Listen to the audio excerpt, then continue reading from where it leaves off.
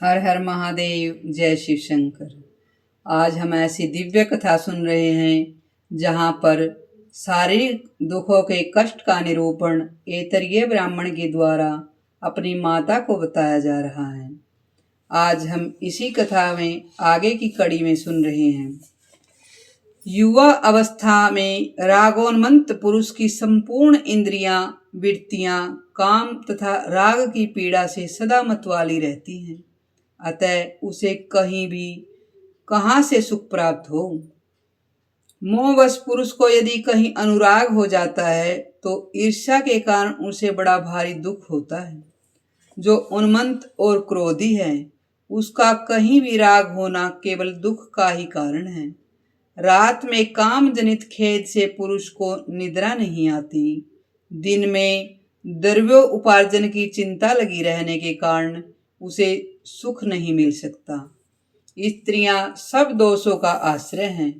यह बात भली भांति जान लेने पर भी जो लोग उनसे मैथुन से सुख मानते हैं उनका वह सुख मल मूत्र त्याग के सदृश माना गया है। सम्मान अपमान से तथा प्रियजनों का संयोग से, वियोग से और जवानी वृद्ध अवस्था से ग्रस्त है। निर्विघ्न सुख कहाँ है, बताइए ना माम। युवा अवस्था का शरीर एक दिन जरा अवस्था से जर्जर कर दिया जाने पर संपूर्ण कार्यों के लिए असमर्थ हो जाता है। कथा बता रही है कि बुढ़ापा आने के बाद इंसान किसी कार्य को कर नहीं सकता। उसके बाद बदन में झुर्रियां पड़ जाती हैं, सिर के बाल सफ़ेद हो जाते हैं और शरीर बहुत ढीला ढाला हो जाता है। स्त्री और पुरुष का वही रूप जो जवानी के दिनों में एक दूसरे का आधार था, जराग्रस्त हो जाने पर यानी बुढ़ापा आने पर दोनों में किसी प्रकार का भी किसी को भी प्रिय नहीं लगता। बुढ़ापे से दबा हुआ पुरुष असमर्थ होने के कारण पत्नी, पुत्र आदि बंधु बांधव तथा दुराचारी सेवकों द्वारा भी अपमानित होता रहता है। कथा कहती है कि बुढ़ापे के समय जो सेवक होते हैं वही अपमान करते हैं। वृद्ध अवस्था में रोगातुर पुरुष धर्म, अर्थ, काम और मोक्ष का साधन करने में असमर्थ हो जाता है। इसीलिए युवा अवस्था ही धर्म का आचरण करना बताया गया है। इसीलिए युवा अवस्था में ही धर्म का आचरण करना चाहिए। माँ, वात, पित्त और कफ की विषमता ही व्याधि कहलाती है। यानी शरीर में जो वात, पित्त और कफ की जो बीमारियां हैं उसी से सब बीमारी पैदा होती हैं। इस शरीर को वात आदि का समूह यानी झुंड बताया है। इसीलिए अपना यह शरीर व्याधिमय है ऐसा जानना चाहिए।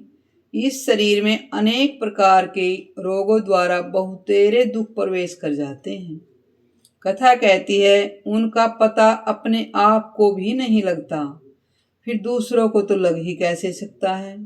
इस देह में 101 व्याधियां स्थित हैं।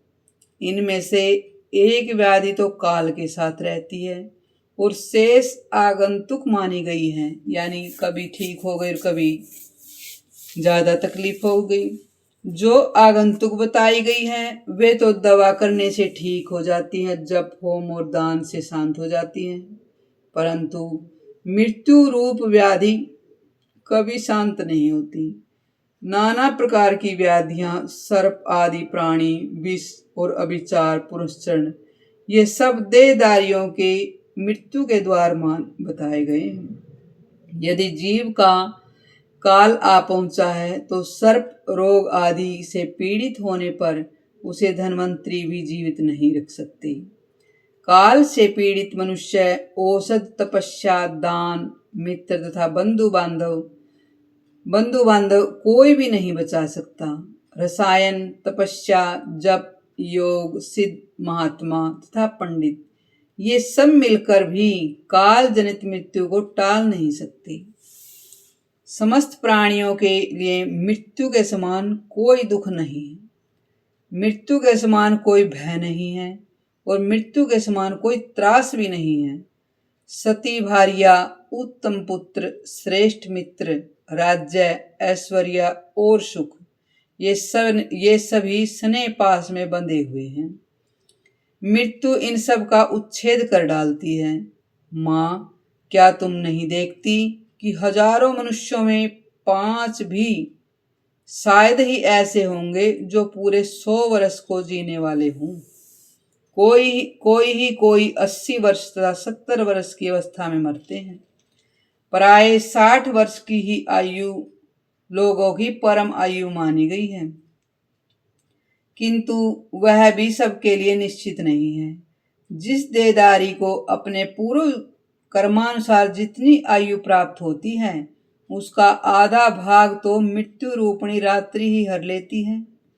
बाल्यावस्था, अबोध अवस्था और वृद्ध अवस्था द्वारा 20 वर्ष और व्यतीत हो जाते हैं, जो धर्म और अर्थ तथा काम किसी के भी उपयोग में नहीं आते। शेष आयु का आधा भाग मनुष्य पर आने वाले बहुत से भय और अनेक प्रकार के रोग तथा शोक आदि हर लेते हैं। इन सब से जो शेष रह जाता है वही मनुष्य का जीवन है। कथा कहती है, इस जीवन की समाप्ति होने पर मनुष्य अत्यंत भयंकर मृत्यु को प्राप्त होता है। बल शंकर भगवान की जय। मृत्यु के बाद वह पुनः करोड़ों योनियों में जन्म ग्रहण करता है। कर्मों की गणना के अनुसार देह भेद से जीव का एक शरीर से वियोग होता है, उसे मृत्यु नाम दिया जाता है। वास्तव में उससे जीव का विनाश नहीं होता। मृत्यु के समय महान मोह को प्राप्त हुए जीव के मर्म स्थान पर जब विदीर्ण होने लगते हैं, उस दशा में उसे जो बड़ा भारी कष्ट भोगना पड़ता है, उसकी इस संसार में कहीं उपमा नहीं, यानी कहीं बराबरी नहीं। जैसे सांप मेंढक को निगल जाता है, उसी प्रकार मृत्यु जब मनुष्य को निगलने लगती है, उस समय वह हा तात, हा मात, हा कांते इत्यादि रूप से पुकारता हुआ अत्यंत दुखी होकर रोता है। भाई बंधुओं से के साथ छूट रहा है, प्रेमी जन उससे चारों ओर घेर कर खड़े हैं, वह सूखते हुए मुख से गरम गरम लंबी सांसें खींचता है। चारपाई पर चारों ओर बार बार करवट बदलता है, पीड़ा से मोहित होकर बड़े वेग से इधर उधर हाथ फेंकता है। खाट से भूमि पर, भूमि से खाट पर और फिर भूमि पर आना चाहता है। उसके वस्त्र खुल गए, लज्जा छूट चुकी है, विष्ठा और मूत्र में सना हुआ है। कथा कहती है, कंठ, होष्ठ और तालु सूख जाने के कारण बार बार पानी मांगता है। अपने धन वैभव के लिए इस प्रकार इस बात की चिंता करता है कि मेरे मर जाने पर ये किसके हाथ में पड़ेंगी। पुनः काल पास से खींचे जाने पर उसका गला घुरघुराने लगता है और पार्श्ववर्ती लोगों को देखते हुए मृत्यु को प्राप्त होता है। जैसे तृण जलों का जल में बहते हुए तिनके के अंत तक पहुंचकर जब दूसरा तिनका थाम लेती है, तब पहले को छोड़ देती है, उसी प्रकार जीव एक देह से दूसरी देह में क्रमशः प्रवेश करता है। भावी शरीर में अशांत प्रवेश करके पूर्व शरीर का त्याग करता है। विवेकी पुरुष के लिए किसी से कुछ मांगना मृत्यु से भी अधिक दुखदायी होता है। मृत्यु का दुख तो क्षण भर में समाप्त हो जाता है, परंतु याचना जनित दुख कभी दुख दूर नहीं होता। मैंने तो इस समय यह अनुभव किया है माँ, कि मृत मनुष्य अपनी जीवित रहकर याचना करने वाले की अपेक्षा श्रेष्ठ है, क्योंकि अब वह फिर दूसरे किसी के सामने हाथ नहीं फैला सकता। तृष्णा ही लघुता का कारण है माँ। आदि में दुख और मध्य में दुख तथा अंत में भी दारुण दुख ही प्राप्त होता है। दुखों की यह परंपरा समस्त प्राणियों को स्वभावतः प्राप्त होती है। सुधा को सब रोगों से महान रोग बताया गया है, यानी भूख को सब रोगों से महान रोग बताया है। वह अन्न रूपी औषधि का लेप करने से कुछ क्षणों के लिए शांत हो जाती है। भूख रूपी व्याधि की तीव्र वेदना संपूर्ण बल का उच्छेद करने वाली है। जैसे अन्य रोगों से लोग मरते हैं, उसी प्रकार भूख से पीड़ित होने पर भी मनुष्य मृत्यु को प्राप्त हो जाता है।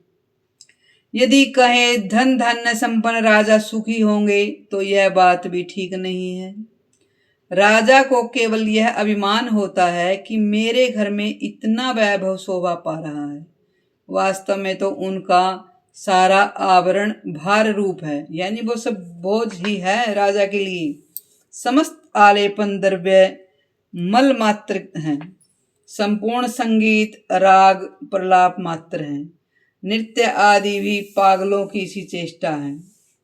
विचार दृष्टि से देखने पर इन राज्य भोगों के द्वारा राजाओं को सुख कहाँ मिलता है माँ, क्योंकि वे लोग तो एक दूसरे को जीतने के लिए सदा चिंतित रहते हैं। प्राय राज्य लक्ष्मी के मद से उन्मत्त होने के कारण नहुस आदि महाराज स्वर्ग का साम्राज्य पाकर भी वहां से भी नीचे गिर चुके हैं। कथा हमें यह शिक्षा दे रही है कि हम कितनी ही ऊपर पहुंच जाए, लेकिन अगर मन में शांति नहीं तो ये सब सुख बेकार हैं। राज लक्ष्मी अथवा धन ऐश्वर्य से भला कौन सुख पाता है। मनुष्य स्वर्गलोक में जो पुण्य फल भोगते हैं, वह अपने मूल धन को गंवाकर ही भोगते हैं, क्योंकि वहां वे दूसरा नवीन कर्म नहीं कर सकते। ये स्वर्ग के में अत्यंत भयंकर दोष है। जैसे वृक्ष की जड़ काट देने पर वह विवश होकर पृथ्वी पर गिर पड़ता है, उसी प्रकार पुण्य रूपी मूल का क्षय हो जाने पर सर्ववासी जीव पुनः पृथ्वी पर गिर पड़ते हैं। इस तरह विचार पूर्वक देखा जाए तो स्वर्ग में भी देवताओं को कोई सुख नहीं है। नरक में गए हुए पापी जीवों का दुख तो प्रसिद्ध है ही। उनका क्या वर्णन किया जाए। स्थावर योनि में पड़े हुए जीवों को भी बहुत दुख भोगना पड़ते हैं। दावानल से जलना, पाला पड़ने से गलना, धूप और हवा से सूखना, कुल्हाड़ी से काटा जाना और उनके वल्कलों छिलकों को उतारा जाना, प्रचंड आंधी के वेग से पत्तों और डालियों तथा फलों का गिराया जाना, हाथियों और अन्य जंगली जंतुओं द्वारा कुचला जाना आदि उनके लिए महान दुख हैं। सर्पों और बिच्छुओं के प्यास तथा भूख का कष्ट रहता है। उन्हें क्रोध का भी दारुण दुख सहना पड़ता है। संसार में प्राय दुष्ट सांप बिच्छू को मारा जाता है, उन्हें जाल में फंसाकर बंद रखा जाता है। माता जी, इस प्रकार उस योनि के जीवों को बराबर कष्ट उठाना पड़ता है। कीड़े आदि का अकस्मात जन्म होता है और अचानक ही उनकी मौत भी हो जाती है। अतः उनका दुख भी कम नहीं है। मृगों पक्षियों को वर्षा आदि सर्दी और धूप का भी महान कष्ट भोगना पड़ता है। तो है ही भूख प्यास के भारी दुख से भी मृग सदा त्रस्त रहते हैं। पशु समूह के जो दुख हैं उन्हें भी सुन ले तो भूख प्यासा तथा सर्दी गर्मी आदि कष्ट सहना पड़ता है। मारा जाना, बंधन में डाला जाना, डंडे आदि से पीटना, नाक का छेदा जाना, चाबुक अंकुश की मार पड़ना आदि उनके महान कलेशों के कारण हैं। कथा कहती कि किसी भी योनि के प्राणी को सुख नहीं है। इनके अतिरिक्त बोझ ढोने वाला उन्हें भी बड़ा भारी कष्ट है माँ। कार्य की शिक्षा देते समय भी उन्हें मारा पीटा जाता है। फिर युद्ध आदि की पीड़ा भी सहनी पड़ती है। जब युद्ध होते हैं तो पशुओं को भी तो कष्ट सहनी पड़ती है। अपने झुंड से उनका जो वियोग होता है, वे वन से जो अन्यत्र लाए जाते हैं, यह कष्ट भी उन्हें अलग सहना पड़ता है। दुर्भुक्षी यानी काल, दुर्भाग्य का प्रकोप, मूर्खता, दरिद्रता, नीच ऊंच का भाव, मृत्यु, राष्ट्र विप्लव, एक राज्य का नाश करके दूसरे राज्य की स्थापना, पारंपरिक अपमान का दुख यानी आपस में एक दूसरे से धन वैभव यानी मान प्रतिष्ठा में बढ़ जाने का कष्ट कथा में शिक्षा दे रही है कि कष्ट तो वो भी है जब किसी एक की तरक्की को देखकर हम जलते हैं, जो वो जलना है वो हमारे दुख का ही तो कारण है। तो ऐतरेय ब्राह्मणी ये शिक्षा दे रहे हैं कि माँ किस योनि में हमें सुख प्राप्त हो रहा है। अपनी प्रभुता का सदा स्थिर रहना यानी अपने धन वैभव को स्थिर बनाए रखना, ऊंचे चढ़े हुए लोगों का नीचे गिराए जाना इत्यादि महान दुखों से यहाँ यह संपूर्ण चराचर जगत माँ व्याप्त है। जैसे इस कंधे का भार उस कंधे पर कर देने से मनुष्य विश्राम समझता है, उसी प्रकार इस लोक में एक दूसरे के दुख से ही शांत होते हैं। अतः एक दूसरे से ऊंची स्थिति ही स्थित है। वे एक दूसरे से ऊंची स्थिति में स्थित हुए इस संपूर्ण जगत को दुख से भरा हुआ जान उसकी ओर अत्यंत उद्विग्न हो जाना चाहिए। माँ उद्वेग से वैराग्य होता है और वैराग्य से ज्ञान प्रकट होता है, ज्ञान प्रकट होता है और तथा ज्ञान से परमात्मा विष्णु को जानकर मनुष्य मोक्ष प्राप्त कर लेता है। माँ जैसे कौओं के अपवित्र स्थानों में विशुद्ध राजहंस नहीं रह सकता, उसी प्रकार ऐसे दुख में संसार में मैं तो कभी रम नहीं सकता। माँ मैया जहाँ रहकर मैं बिना किसी विघ्न बाधा के आनंद पूर्वक रह सकता हूँ वह स्थान भी बताता हूँ, सुनो। बोल शंकर भगवान की जय। अगर यह कथा आपको अच्छी लगी हो तो लाइक, सब्सक्राइब और कमेंट में हर हर महादेव अवश्य लिखिए। कथा सुनने के लिए सभी को धन्यवाद।